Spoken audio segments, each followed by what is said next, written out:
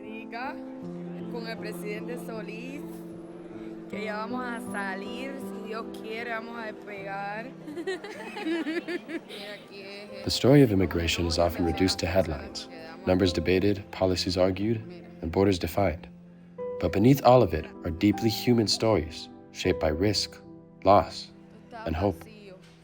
It's the quiet moment of goodbye at an airport, the uncertainty of stepping into a place where nothing feels familiar, and the courage it takes to believe that something better might exist on the other side. For many, immigration is not just a journey across distance, but a transformation, one that tests identity, resilience, and the meaning of belonging.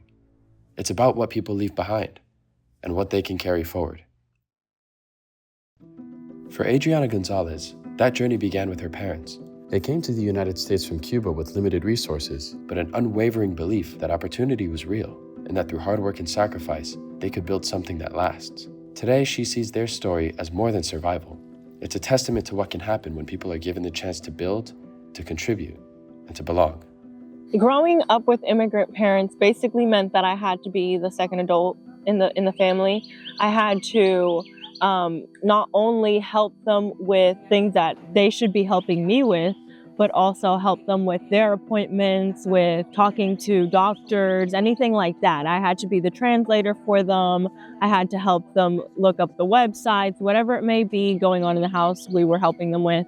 But it taught you a lot of responsibility and it helps you mature faster. So I'm grateful for them for helping me kind of become the person that I am today, but also it definitely was challenging, I would say. Adriana reflects on her parents' decision with a deep sense of gratitude, knowing their sacrifices opened doors she now gets to walk through. Their journey gave her opportunities she never takes for granted.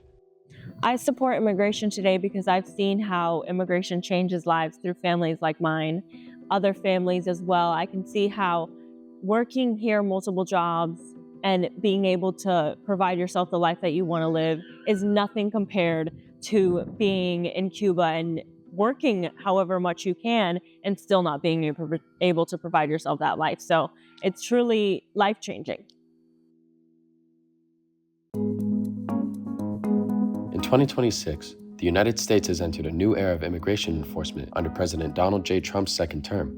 In just the first 100 days, ICE arrested over 66,000 individuals and carried out more than 65,000 deportations, part of what the administration calls the largest mass deportation effort in U.S. history. For Yasser Cross, the issue is deeply personal. He entered the United States with his mother in 2013, chasing the same opportunity many still seek today.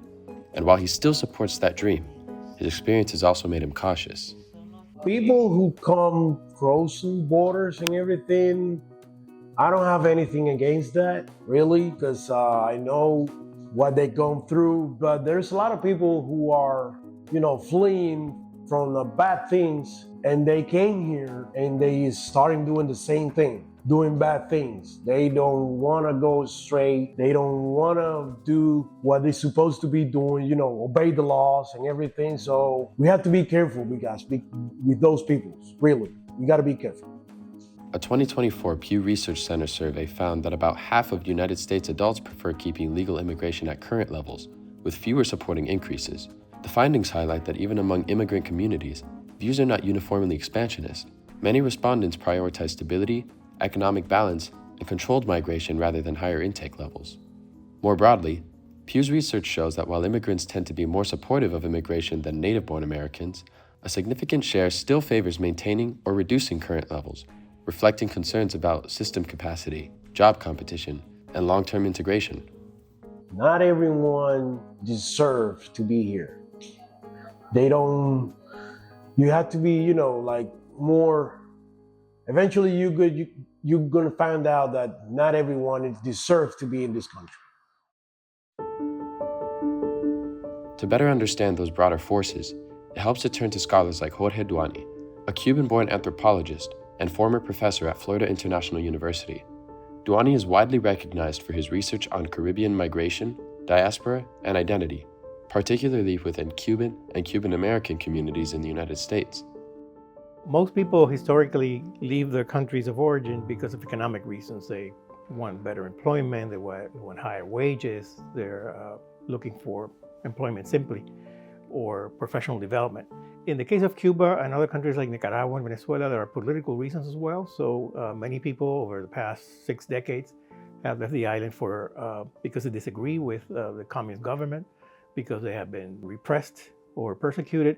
And also in some cases, especially in the beginning of the 1960s, some people left because of religious reasons as well, because the Catholic Church had been also marginalized, and it was difficult to continue to practice your Catholic beliefs if you stayed in Cuba. Choosing to leave Cuba takes courage, but it doesn't guarantee that what follows will be safe or manageable. Many journeys like this unfold under extreme and unpredictable conditions, often pushing people to their limits, and Marianne Sotolongo reflects on her own experiences of this. El momento más difícil que viví en la travesía fue cuando tuve que montarme en una lancha con más de 21 personas en mar abierto. Había muchas personas que en ese mar abierto ya se habían caído de las lanchas, había pérdida de personas mayores, había pérdida de niños, y pues tenían mucho miedo en ese momento. Fear has become almost inseparable from the immigration experience, influencing how people make decisions and navigate each step of the process. This persistent anxiety is largely rooted in a system many view as broken or ineffective. I think the only major point that we can agree upon is that the immigration system in this country is broken, and that it needs to have a comprehensive reform. But unfortunately, the partisan division in Congress has not allowed for a major immigration reform. And then the uncertainty of what will happen to the more than 12 million people who lack a legal status, and the rejection by most members of Congress to even consider some sort of amnesty or even legal pathway for those who are already here, who have been here for decades, to become integrated into the society. En Cuba hay una necesidad pésima. Ahora mismo las personas no tienen corriente, no tienen comida, se pasan más de 48 horas sin corriente en una casa, no tienen trabajo. No sé, de verdad que varias veces me han hecho esta misma pregunta, y cuando nada más de imaginármelo me pongo mal, porque todavía me quedan familias del lado de allá, y es algo que me choca mucho. Adriana, Yasser, and Marianne together reflect the emotional complexity at the heart of immigration, where the same system can represent both hope and hesitation. For Adriana, her family's journey is a source of deep gratitude, a reminder that their sacrifices created opportunities and a future she may not have otherwise had. For Yasser, who comes from a similar background, the same system carries a more cautious perspective, shaped by his belief that while immigration offers possibility, it also requires careful attention to safety and intent. In the end, immigration is not a single story, or even just these three. It's a collection of lived experiences, shaped by both hope and uncertainties. Adriana's gratitude, Yasser's caution, and Marianne's journey remind us that behind every opinion is a personal history, a family, a moment that changed everything.